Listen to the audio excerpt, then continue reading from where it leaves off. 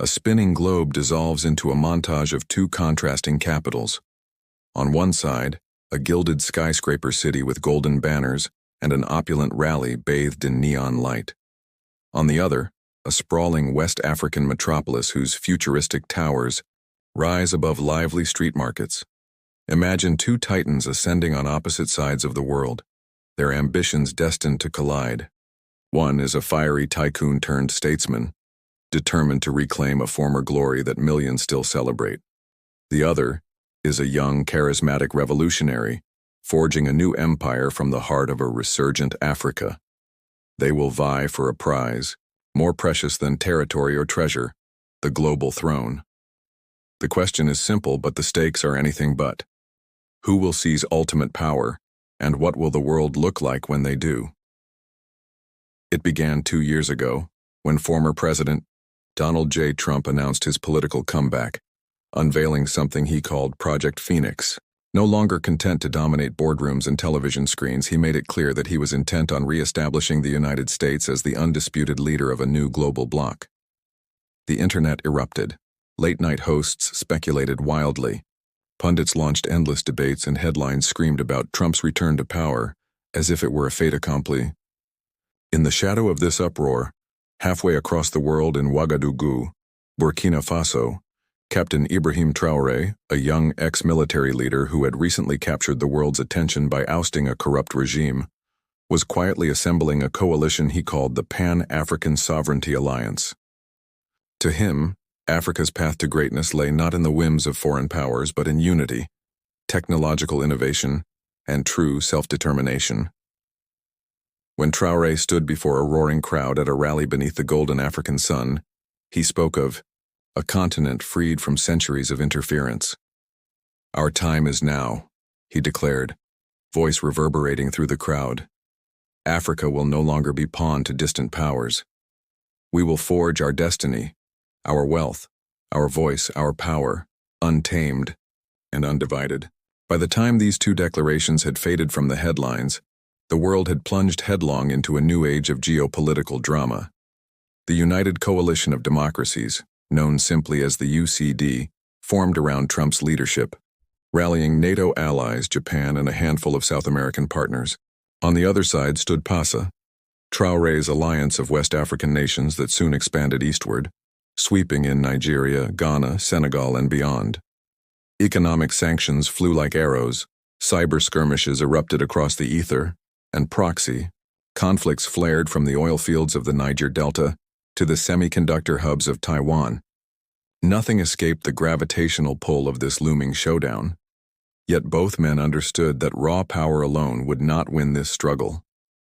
In the 21st century, perception was everything, and controlling the narrative, both at home and abroad, could spell victory or defeat. Trump's advisors gathered in a gleaming New York boardroom, monitors flickering with images of PASA rallies. "Sir," one sharp-suited aide said, pointing at a screen, "Traoré's building a new tech corridor from Lagos to Nairobi. They're partnering with Chinese and Russian firms, and this is putting real pressure on our European allies." Trump, leaning back in his chair with a smirk, tapped a gold pen against his desk. "Let them chase their friends," he said. "We'll outspend them, outsmart them, and outmaneuver every step of the way. Deploy the Eagle's Talent Initiative, massive media blitz, strategic investments in African NGOs that oppose PASA, cut their pipeline financing. We make sure the world sees them as the aggressor." His data specialist, adjusting glasses low on her nose, added quietly, "We've already started flooding social platforms with Traoré fails narratives. Allegations of corruption, human rights abuses. Engagement is off the charts." Trump leaned forward, intensity glinting in his eyes. "Keep it up, but don't stop there. I want a direct address to the American people, unfiltered, at sunset. Show them I'm the only one who can keep us safe from this African dragon." A production crew glaring with camera lenses captured every moment as Trump later stood behind a makeshift podium. "My fellow Americans," he said into the camera, "a new alliance threatens the very foundations of our prosperity. They promise utopia, yet hide tyranny behind charismatic slogans.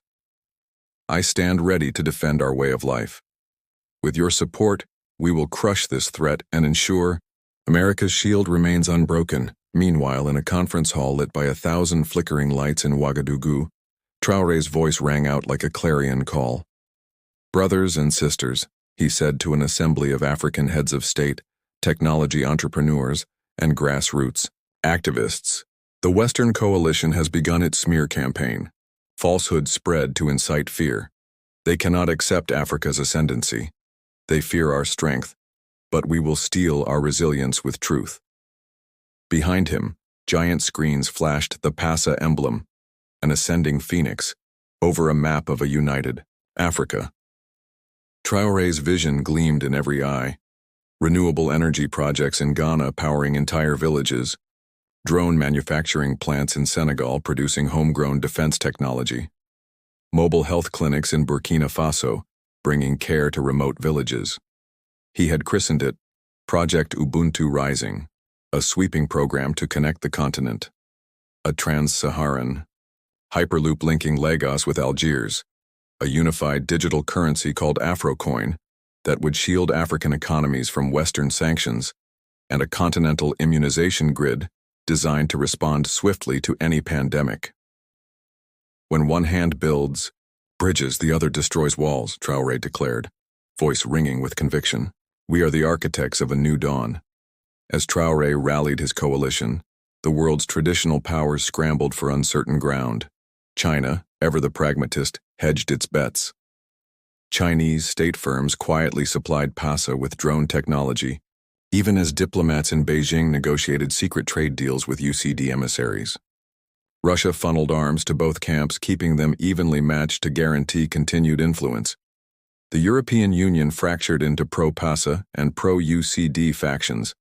Germany and France whispered support for Africa's economic vision, while Eastern European states, wary of losing American security guarantees, stood firmly with the UCD. India, sensing an opportunity, offered to deploy a neutral peacekeeping force to contested mineral zones in Africa, hoping to emerge as a broker, in exchange for greater geopolitical clout. Global markets reacted like a taut violin string, tension snapping from one sector to the next. Oil prices spiraled as supply lines jostled under the weight of new alliances. Chip shortages worsened when both camps launched cyber intrusions against semiconductor facilities. In the streets of rural Ghana, shop owners lamented rising food prices. In Detroit, factory workers wondered if the next trade deal would cost them their jobs.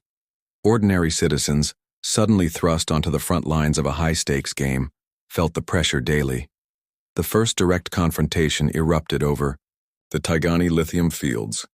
Hidden beneath the shifting dunes along the Mali-Algeria border, lithium was the blood of the future, essential for the batteries that powered electric vehicles, consumer electronics, and renewable energy grids.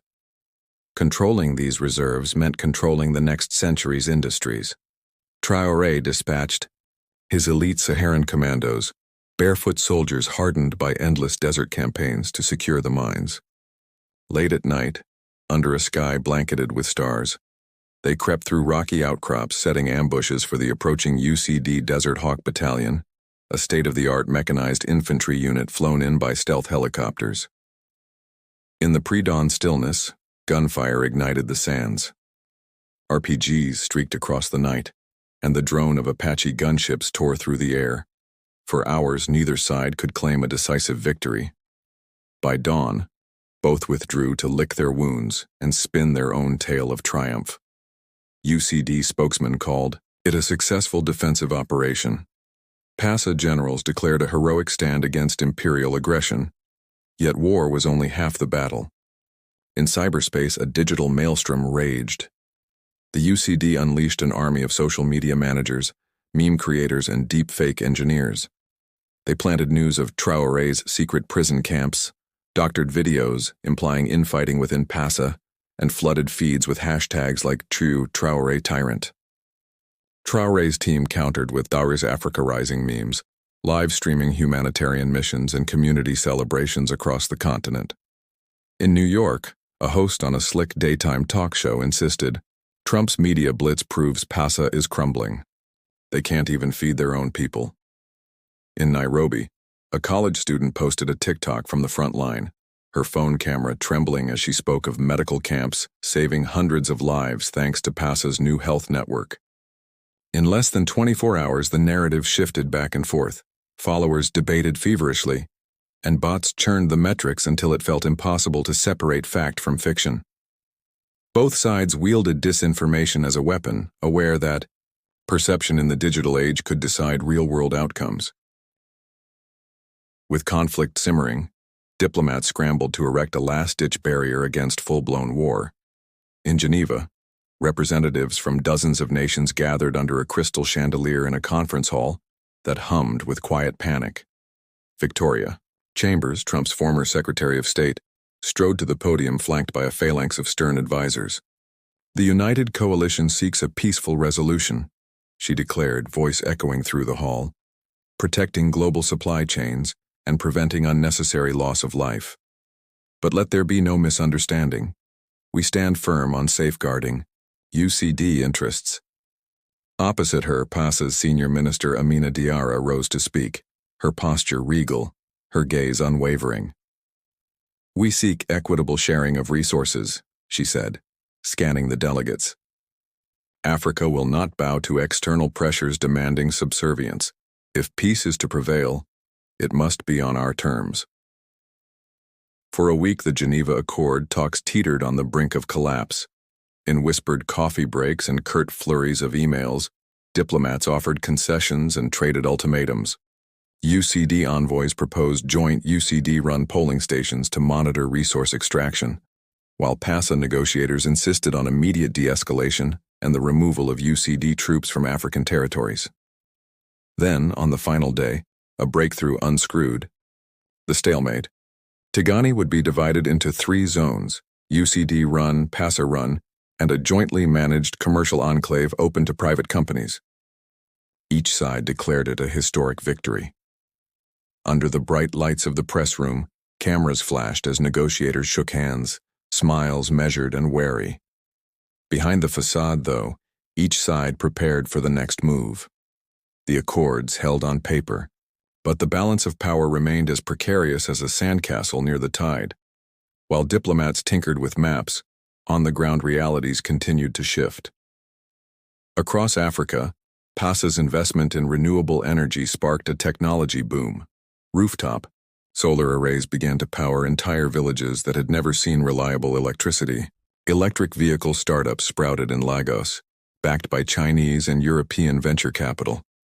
A Pan-African satellite network launched from the Sahara, beaming affordable internet to remote regions. Young engineers and entrepreneurs, previously stifled by lack of infrastructure, now found investors lining up to back ambitious projects. Meanwhile, in the United States, the sheen of Trump's comeback began to tarnish. Economic stagnation, rising inflation, and growing anti-war sentiment undercut his support base. Once staunch Republican senators grumbled in private, unwilling to bankroll another overseas entanglement.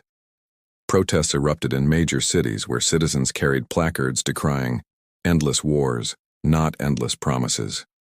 European corporations unveiled plans to shift major contracts from UCD-led suppliers to PASA-backed outfits. A German automaker announced that it would produce electric vehicle batteries exclusively in a PASA-funded plant in Accra.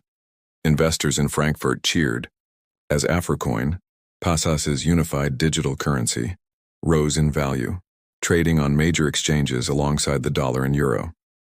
The narrative flipped. No longer was Traoré dismissed as a regional insurgent. He was praised as a visionary statesman reshaping international finance.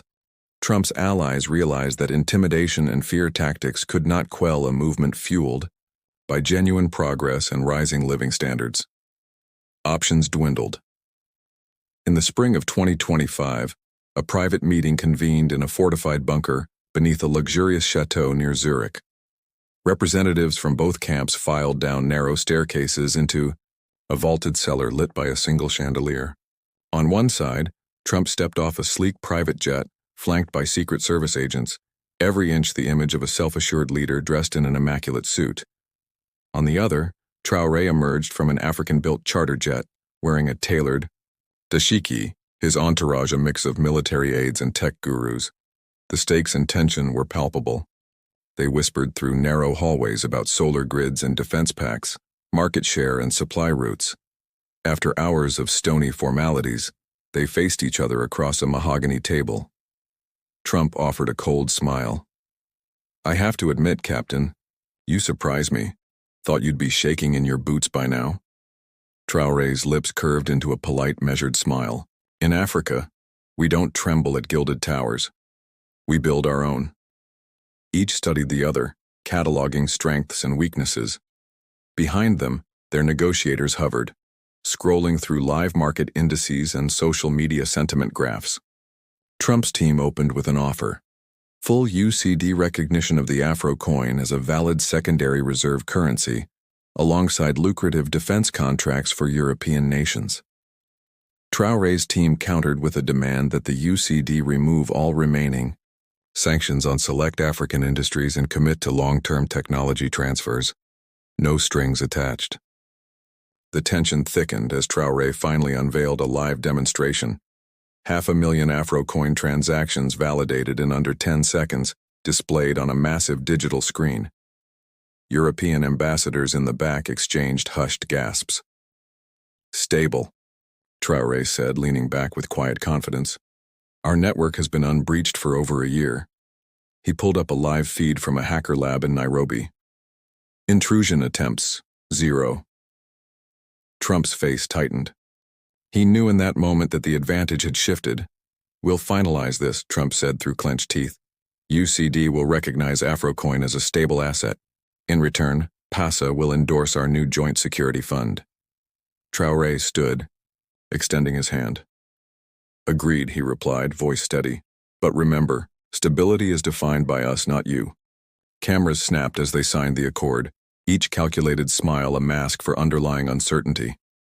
The world's press roared with headlines: "Historic UCD PASA Pact signed, World Economic Order reshaped, AfroCoin surges, dollars, reserve status under review, Trump declares victory," though critics question long-term impact, and Traoré hails new dawn for Africa.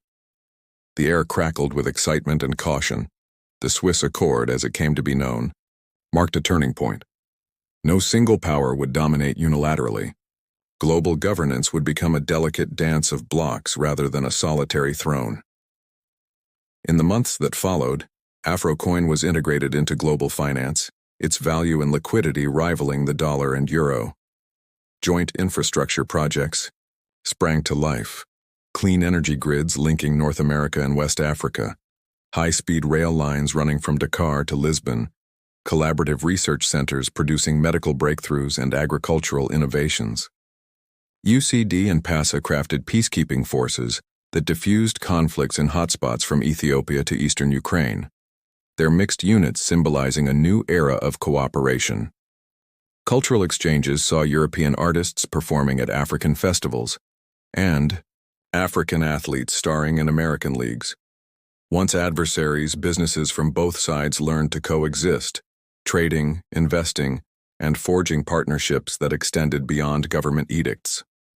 Yet beneath this veneer of cooperation, the rivalry simmered like molten lava.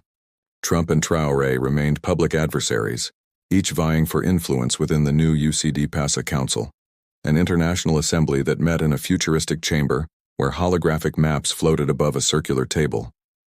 Major decisions were made by consensus, but old grudges and new ambitions colored every vote. Trump's supporters lobbied for tougher stances on cybersecurity. Traoré's backers pressed for accelerated commitments to renewable energy. The question of who truly held the global throne lingered. Was it the titan with infinite wealth and an empire forged from old-world influence? Or the visionary who had united a continent and reimagined global finance? Perhaps, as the narrator mused, the answer lay in the people themselves, caught between two great powers, shaping their destiny not by fiat but through solidarity and innovation. As the sun rose over the Sahara, casting golden light across the dunes, a lone figure stood atop a towering sand mound, gazing east toward Africa's rebirth and west toward Europe's bastions. The horizon shimmered with possibility and uncertainty alike. The world had changed, but the struggle for influence and ideals would continue. In a multipolar future, no one could sit alone on a throne. Instead, power would be shared, negotiated, and contested, a constant ebb and flow shaped by technology, economics, and the unyielding will of people to determine their own fate. And so, in the echo of that desert sunrise, the narrator asked the viewers, who will rise next? The journey remains open, the battle still unfolding, and as long as ambition stirs hearts, the quest for the global throne will endure.